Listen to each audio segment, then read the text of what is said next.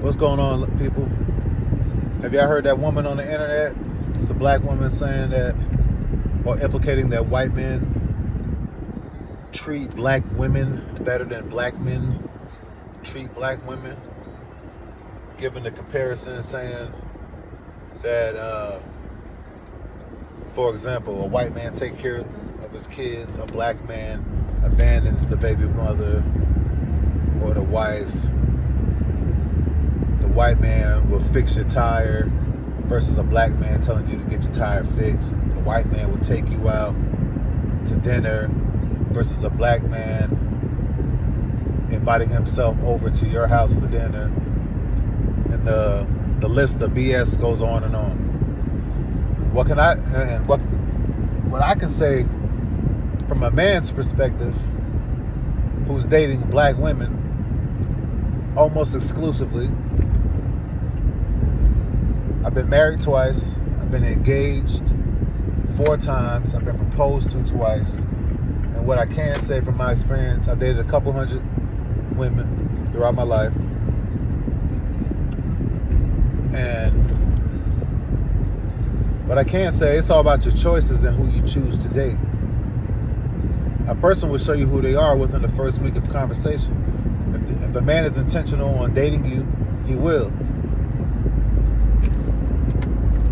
If a man's intentional on getting married and you're a prospect, then he's not going to waste too much time before he proposes to you. He's not going to, I need to live with you for a few years. I need to do, and come up with all these excuses that a lot of women tolerate. He's going to value marriage just as much as a woman values marriage. He's going to implore and appreciate your education just as much as you appreciate it. So it's about the choices you make. I always take women out on dates. I'll take them to Steak 48, Ruth Chris, Del Frisco's, Capitol Grill, Sullivan's, whatever they like. But what I can say is this woman is putting a bigger wedge and increasing, adding to the issues of black couples, black people actually getting involved. What she's doing is hurting. She's doing more damage to the culture than helping the culture. Hey, come over here, date this man. He's white. He'll do this, he'll do that. You know, that's her perspective. That's her experience in dating. She chose poorly. She continued to choose poorly. I haven't seen her, but from the sounds of her, she doesn't sound too physically appealing. Her voice is strong, like a girthy woman, if you feel me. So take accountability over the people you date.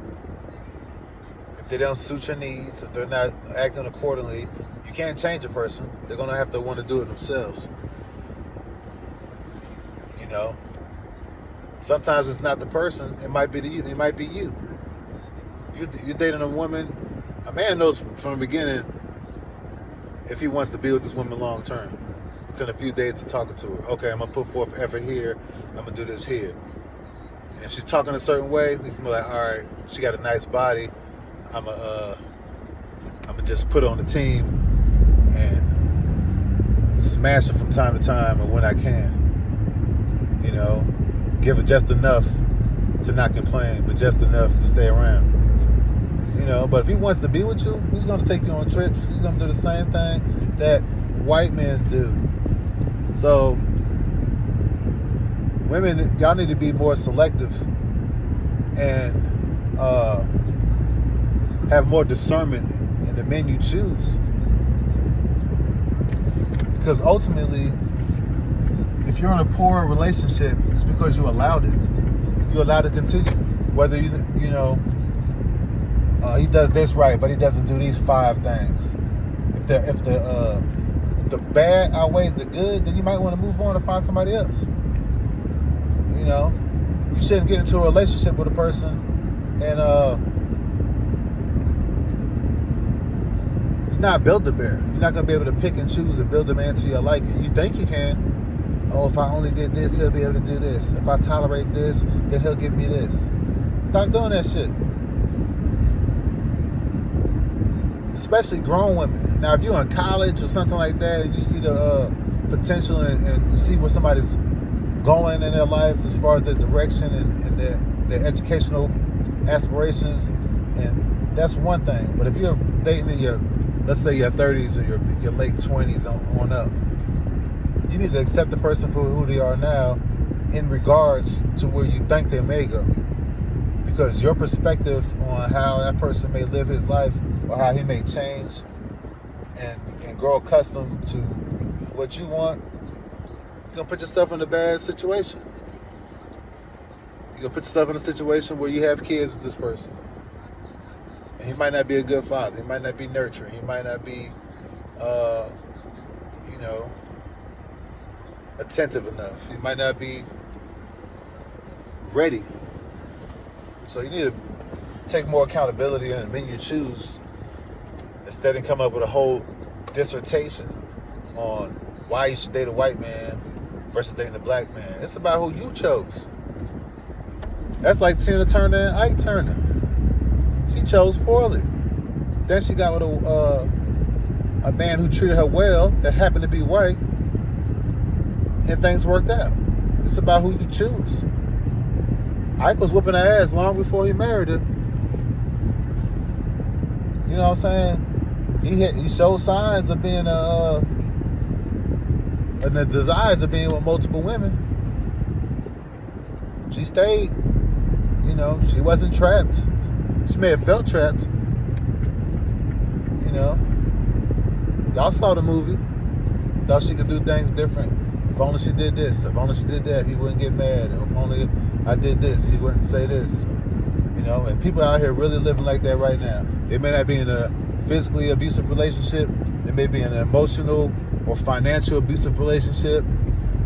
And when I say financial abuse, I'm talking about for those women who can't afford to leave, and they hold that against you, or they use that as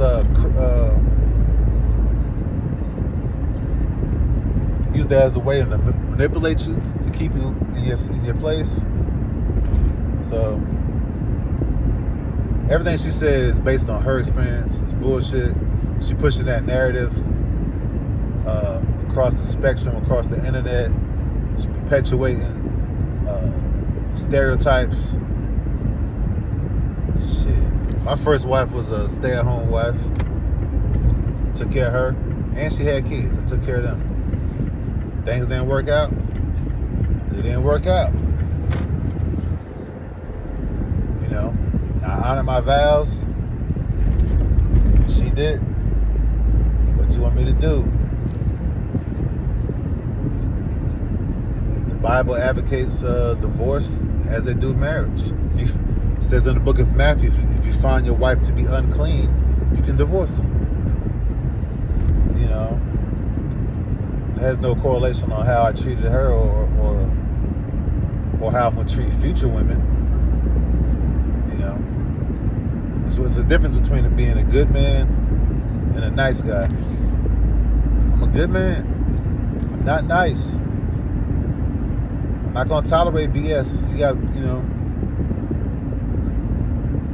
got one chance with me. You cross a certain line, it's a wrap. I don't care how long we've been locked in or not. And that's the way that's the way these women need to be with the partner they choose. Stop tolerating BS. Some people think that's love. Some people think arguing, abuse, breakup, makeup, sex. People think that's functional because they're seeing it as grown up, from their parents or from their mamas and their mamas' boyfriends or their daddies and their daddies' girlfriends. Don't believe that bullshit that ladies peddling.